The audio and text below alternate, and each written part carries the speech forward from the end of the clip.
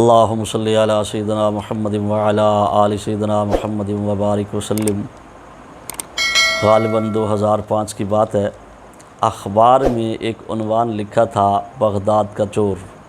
تجسس ہوا کہ اس کو پڑھا جائے، آخر اس کا کیا مطلب ہے۔ بڑی موٹی ساری سرخی لکھی ہوئی تھی، تو اس کو جب پڑھا تو واقعہ یہ لکھا تھا کہ ایک مرتبہ بغداد کی گلیوں میں ایک چور رات کے وقت، رات کی تاریکی میں پھر رہا تھا، کہیں سے چوری کا انتظام ہو جائے، کوئی چیز میسر ہو جائے، میں اس کو لوں اور چلا جاؤں۔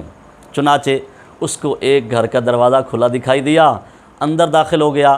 جب گھر میں داخل ہوا تو کیا دیکھتا ہے کہ کپڑوں کے تھان پڑے ہوئے ہیں، گھر میں کوئی بھی موجود نہیں۔ جلدی سے کپڑا بچھایا اور تھان اٹھا کے رکھنے شروع کر دیے۔ جب گٹھڑی بن گئی، اب اس کو باندھنا چاہتا تھا۔ اس چور کا ایک بازو پہلے سے کٹا ہوا تھا، تو اپنے دانت اور ایک ہاتھ کی مدد سے وہ اس گٹھڑی کو باندھنا چاہتا تھا۔ اتنے میں مالک مکان تشریف لائے۔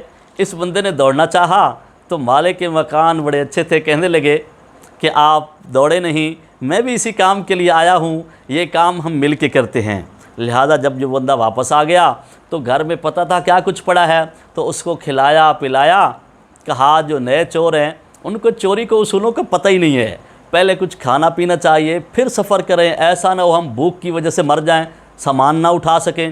لہذا اس کو کچھ کھلایا پلایا، پھر 2 گٹھڑیاں باندھی، اور آگے آگے چور اور پیچھے پیچھے یہ مالک مکان۔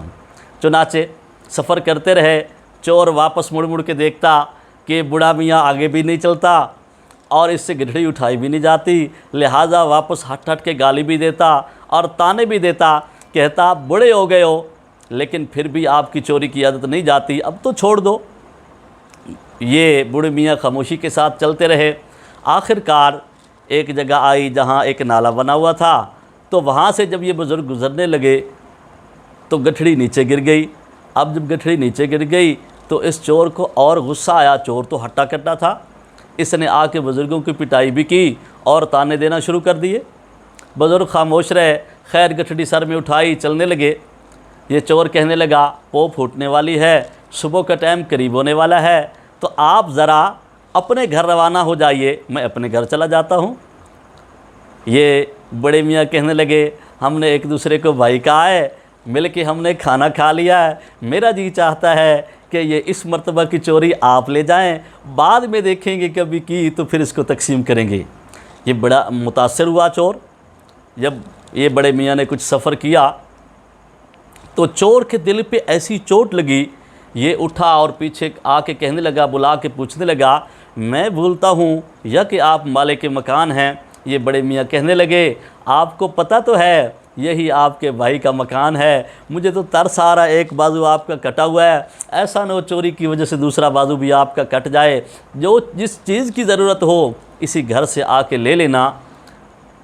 یہ پھر اپنی گٹھڑیوں کے پاس بیٹھ گیا، لیکن ان باتوں نے اتنا متاثر کیا کہ یہ آگے گٹھڑیاں اٹھانے کی بجائے اٹھا سیدھا بغداد کے اندر آیا۔ لوگوں سے پوچھتا ہے لوگوں یہ مکان کس کا ہے؟ لوگوں نے بتایا ارے تمہیں پتہ نہیں، انہی لوگوں کی وجہ سے تو یہ جہان آباد ہے، ان لوگوں کی وجہ سے تو یہ دنیا کو اللہ نے بقا بخشی ہے۔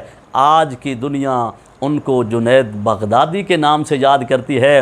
یہ ایک بازو والا آیا اور ان کے سامنے توبہ طیب ہوا، ان سے معافی مانگی، انہوں نے سینے کے ساتھ لگایا اور نسبت دے دی اور نسبت القاء کر دی۔ یہ ایک بازو والا بھی وقت کا بہت بڑا کتب اور ابدال بن گیا۔